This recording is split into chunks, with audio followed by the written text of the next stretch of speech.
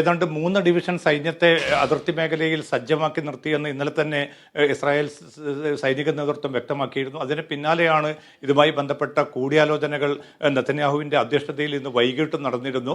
ഔദ്യോഗികമായിട്ടുള്ളൊരു പ്രഖ്യാപനം ഇപ്പോൾ പോലും പുറത്തു വന്നിട്ടില്ല. പക്ഷേ ഏത് ഘട്ടത്തിൽ വേണമെങ്കിലും ഈ ഒരു കരയാക്രമണത്തിന് സൈന്യം സജ്ജമാണ്. അതിനുള്ള ഒരു തീരുമാനം, രാഷ്ട്രീയ തീരുമാനം വരികയാണെങ്കിൽ അത് മുതൽ തന്നെ ഈ കരയാക്രമണത്തിനുള്ള മുന്നോട്ട് നീക്കം ആരംഭിക്കുമെന്നാണ് സൈനിക നേതൃത്വം ഏറ്റവും അവസാനം വ്യക്തമാക്കിയിരിക്കുന്നത്. അതോടൊപ്പം തന്നെയാണ് ലെബനാനിലെ കൂടുതൽ ഭാഗങ്ങളിലേക്ക്, പ്രത്യേകിച്ച് ബെയ്റൂത്തിലെ ദാഹിയ ഉൾപ്പെടെയുള്ള പ്രദേശങ്ങൾക്ക് നേരെ ഇപ്പോൾ അല്പം മുമ്പ് ആക്രമണം നടന്നതായിട്ടുള്ള റിപ്പോർട്ടുകൾ പുറത്തു വരുന്നുണ്ട്. ദക്ഷിണ ലെബനാന്റെ പല ഭാഗങ്ങളിലേക്കും ഇസ്രായേൽ വ്യോമാക്രമണം വ്യാപിപ്പിക്കുകയാണ്.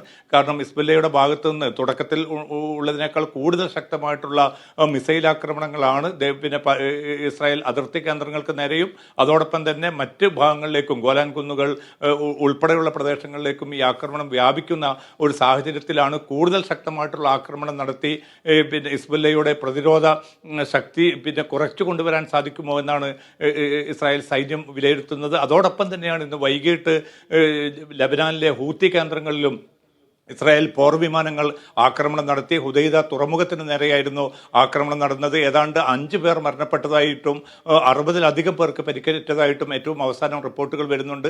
വലിയ തോതിലുള്ള ആക്രമണമാണ് ഈ യമനിലെ ഹൂത്തി കേന്ദ്രങ്ങളിൽ നടത്തിയിരിക്കുന്നത്. അതുകൊണ്ട് തന്നെ ശക്തമായിട്ടുള്ള തിരിച്ചടിക്ക് തങ്ങൾ ഒരുങ്ങുന്നതായിട്ട് ഹൂത്തികളുടെ ഏറ്റവും അവസാനം അവരുടെ പ്രതികരണം വന്നിരിക്കുന്നു.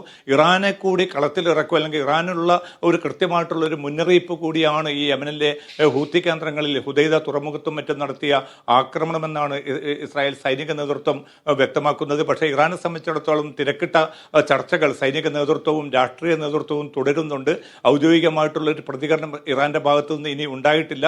അതേസമയം ഈ ഒരു പിന്നെ ലെബനാൻ നേരെ ഒരു കരയാക്രമണം കൂടി വരികയാണെങ്കിൽ തീർച്ചയായിട്ടും ശക്തമായിട്ടുള്ളൊരു പ്രതികരണം ഉണ്ടാകുമെന്ന സൂചനകൾ ഇറാന്റെ വിവിധ നേതൃത്വം പുറത്തുവിട്ടിട്ടുണ്ട്. എന്തായാലും മേഖല വലിയ തോതിൽ തന്നെ ഒരു അരക്ഷിതാവസ്ഥയിലേക്കും കാലുഷ്യത്തിലേക്കും നീങ്ങിക്കൊണ്ടിരിക്കുകയാണ്. ഫ്രഞ്ച് വിദേശകാര്യമന്ത്രി അല്പം മുമ്പ് ബെയ്റൂത്തിലെത്തിയിട്ടുണ്ട്. അതുമാത്രമാണ് പിന്നെ ഒരു നയതന്ത്ര നീക്കം നടത്തുന്നതിൻ്റെ ഒരു ചെറിയ സൂചനയായിട്ട് വിലയിരുത്താൻ സാധിക്കുക. കാരണം ഇന്ന് യമനിലെ ഹൂത്തി കേന്ദ്രങ്ങളിൽ നടത്തിയ ആക്രമണത്തിൽ അമേരിക്കയും പങ്കെടുത്തിരുന്നു. അതുകൊണ്ട് തന്നെ അമേരിക്കയുടെ ഭാഗത്തു നിന്ന് ഏതെങ്കിലും അർത്ഥത്തിലുള്ള ഒരു പ്രശ്നപരിഹാരത്തിനോ നയതന്ത്ര നീക്കത്തിനോ ഉള്ള ഒരു സൂചന ലഭ്യവുമല്ല. എന്തായാലും ഇസ്രായേൽ ആക്രമണം അതിശക്തമായി തന്നെ മുന്നോട്ട് കൊണ്ടുപോകാൻ തീരുമാനിച്ചിരിക്കുന്നു.